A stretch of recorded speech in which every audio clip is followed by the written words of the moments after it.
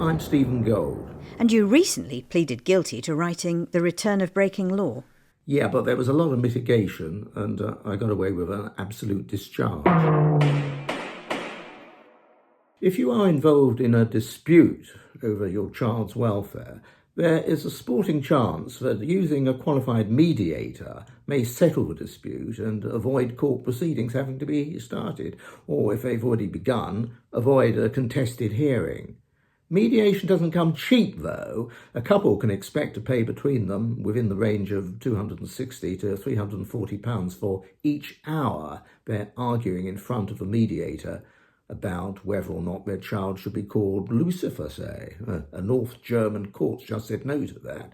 But the Court of Appeal in London last month said yes to a 15-year-old identifying as non-binary being known by a first name commonly used by either gender.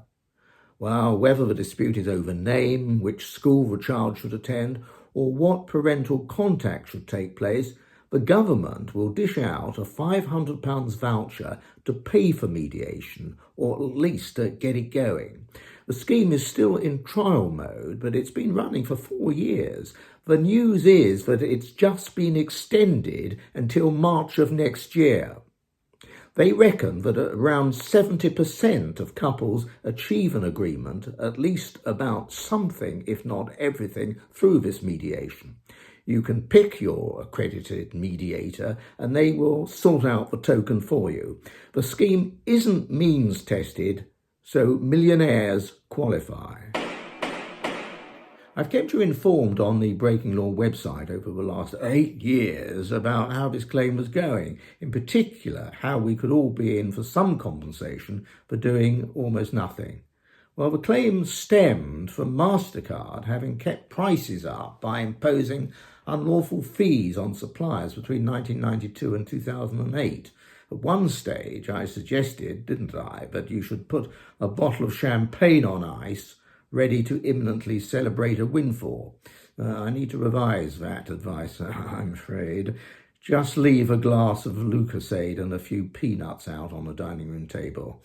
You see, the settlement which has been reached between Malt and MERRICKS, who brought the claim to the Competition Appeal Tribunal on behalf of an estimated unidentified 46 million consumers, probably including you, and MasterCard, has provided for MasterCard to pay over £200 million, but that's as against the £10 to £14 billion which had originally been aspired to. Well, that settlement had to be approved by the tribunal. I predicted it would be approved, and it was the other week. But because the settlement figure falls substantially short of what had been claimed, each UK consumer who will qualify to share the money, £100 million after payments to those who financially back the claimant to others, could get anything between an estimated around £7 or £50. Details of how the compensation is to be distributed will be available any time now. You can keep abreast of the distribution arrangements and what you should do to secure that celebratory glass of Lucozade and few peanuts to be shared with close and remoter family members, of course. You can go to the claim website. You'll find it here. Was it worthwhile?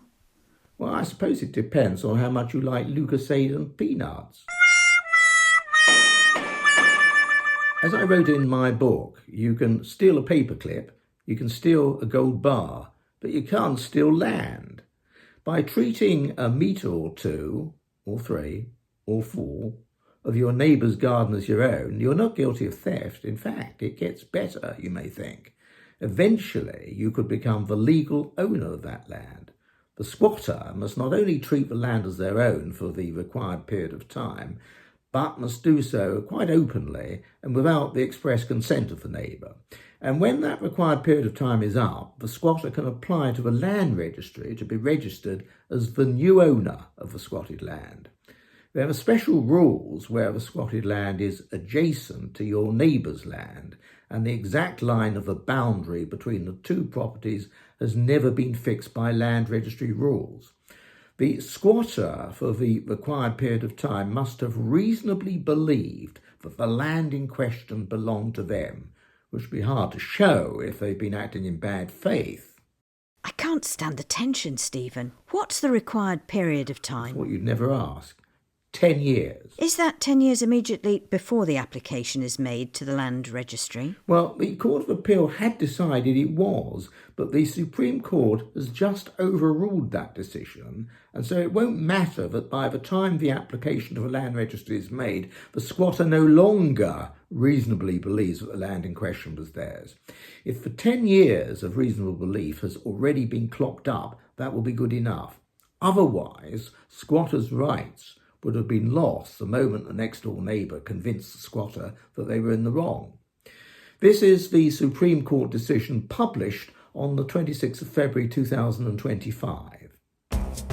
You can download a free March video fact sheet from breakinglaw.co.uk. This will give you easy access to any links mentioned in the video.